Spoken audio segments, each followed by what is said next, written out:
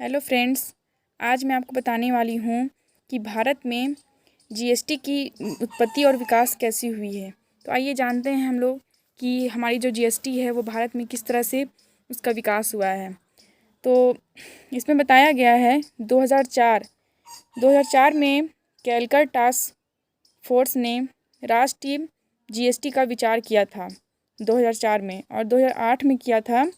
केंद्रीय वित्त मंत्री श्री पी चिदम्बरम ने अपने बजट 2007 से 8 में घोषणा की थी कि जीएसटी 1 अप्रैल 2010 से लागू किया जाएगा, और 2014 में किया गया था कि 19 तारीख 12वां महीना 2014 को एनडीए भारत ने संसद में जीएसटी का संविधान 122वें संशोधन में किया विधेयक 2014 को पेश किया था, और 2015 में 6/5/2015 को लोकसभा ने विधेयक पारित किया था। 2016 को 3/8/2016 को राज्यसभा ने विधेयक पारित किया, और 50% से अधिक राज्यों द्वारा विधेयक के अनुमोदन के बाद संविधान 122वां संशोधन किया। विधेयक 2014 को 8 सितंबर 2016 को राष्ट्रपति की सहमति मिली, और संविधान 101वां संशोधन अधिनियम 2016 बन गया।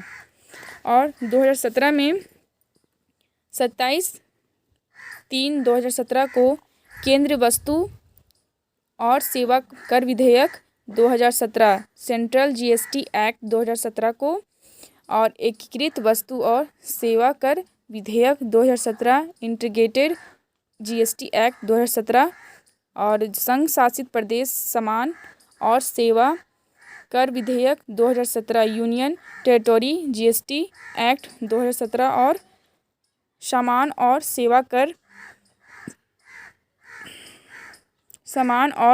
सेवा कर राज्यों के लिए मुआवजा विधेयक 2017 लोकसभा में पेश किए गए थे, और 29/3/2017 को लोकसभा ने इन बिलों को पारित किया, और 12 अप्रैल 2017 को राष्ट्रपति की सहमति प्राप्त होने के साथ बिल लागू किया गया, और 1 जुलाई 2017 को देश में जीएसटी लागू कर दिया गया।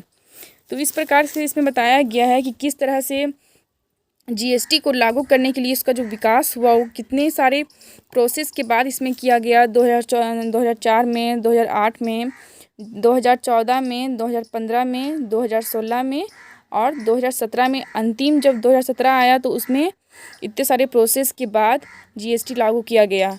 तो इसमें कितने लोग इसमें सहमत हुए, और उसके बाद फिर पता नहीं, फिर इसमें कुछ ना कुछ ऐसा प्रॉब्लम आने के बाद पारित होते होते भी नहीं हो पाया।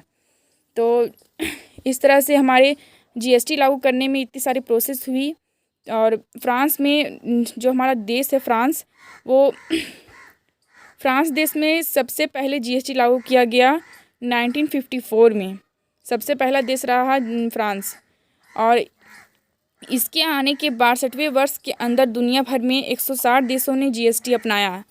और इतने मतलब कि फ्रांस में जीएसटी जब लागू हुआ उसके बाद जो है वो 62 वर्षों के अंदर दुनिया भर में 160 देशों ने जीएसटी अपनाया।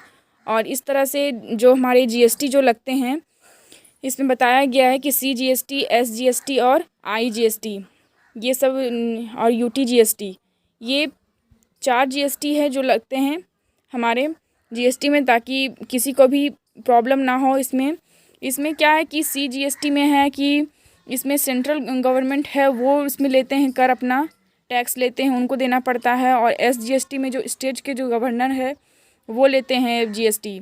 और इस प्रकार से जितने भी यहाँ जीएसटी बताए गए हैं 4 प्रकार के, वैसे जीएसटी हमारे भारत में लागू होता है, और उतने जीएसटी लिए आते हैं। तो इस प्रकार से हम कह सकते हैं कि जीएसटी को काफ़ी अच्छे से इसमें बताया गया हम लोग को, ताकि हम लोग समझ सके कि कौन से वस्तु पे कितने जीएसटी देना है और कौन से वस्तु पे कितने जीएसटी नहीं देना है। और इसमें क्या है कि सीजीएसटी और एसजीएसटी है, वो सीजीएसटी 9% होता है और एसजीएसटी 9%। जब भी हम लोग किसी एक राज्य के अंदर माल की आपूर्ति करते हैं तो आपूर्ति करते टाइम हम लोग को क्या है कि CGST SGST देनी पड़ती है। और जब हम लोग कोई किसी और राज्य से लेन देन कर रहे हैं, कोई भी वस्तु सेल कर रहे हैं, तो हमारी जो GST है वो IGST लगते हैं इसमें, और IGST 80% लिया जाता है। तो जब भी हम लोग किसी भी इसमें बताया गया कि जब भी हम लोग किसी भी वस्तु का जो आदान प्रदान करते हैं एक राज्य से दूसरे राज्य में, तो IGST लगता है, क्लियर है। और जब हम लोग जिस राज्य में हम लोग हैं उसी राज्य में अगर हम लोग GST मतलब जिस राज्य में हैं हम लोग उसी राज्य में अगर हम लोग अपने वस्तु का आदान प्रदान करें तो इसमें SGST और CGST लगते हैं और हमें देने पड़ते हैं। और इसमें 9% है CGST और SGST है 9%। टोटल मिला के GST 18% देने पड़ते हैं, जिससे हम लोग को क्या है कि एक समझ में आता है कि हाँ कि इतना हम लोग को देना है GST और इस वस्तु में इतना देना है, इस वस्तु में इतना। तो इस प्रकार से कह सकते हैं। तो आज के लिए इतना ही है। तो नेक्स्ट वीडियो में कोशिश करूँगी कि इससे बेहतर वीडियो बनाऊँ। तो थैंक्स।